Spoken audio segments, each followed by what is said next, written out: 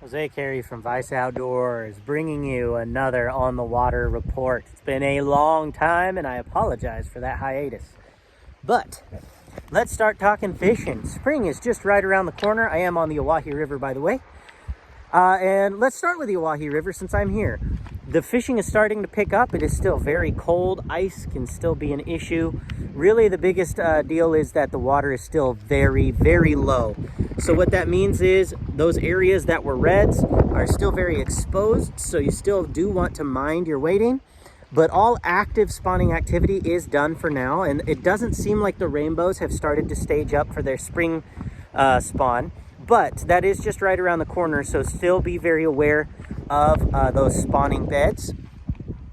The fishing here it's pretty decent right now, especially if you can catch it on a slightly overcast day like today. Granted, there's a lot of wind, but if you can find it without a lot of wind, there's some pretty good midge activity going on. And those fish are keyed on them on top, on the bottom, and streamers are picking up fish, but lighter streamers. So get your woolly buggers out. Don't add any extra weight beyond the bead, and going kind of slow. The fish are a little bit lethargic still, but they're starting to wake up and we are seeing a little bit of activity. The Boise River in town, we're in the dog days of winter. That's kind of what I've started to refer to February as, the dog days of winter. And really the water's at its absolute coldest. Really, we're lucky if we see that water get above 37 degrees this time of year, and the fish are just full on lethargic. If you do get out and fish and find those fish, typically they're bigger. So that is a plus side. There's not really any bug activity going on. Midges do tend to come off, but the fish just really aren't keyed in on them very much. So nymphing, throwing those jig streamers, putting those under an indicator or Euro nymphing, and really fishing thoroughly is going to be the key to success on the Boise River. South Fork of the Boise is very, very cold, but there does seem to be a little bit of surface activity for about an hour or two each day.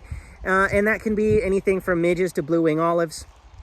People are starting to have some success throwing stonefly nymphs, which is pretty exciting. That means those stoneflies are starting to move around down on the bottom.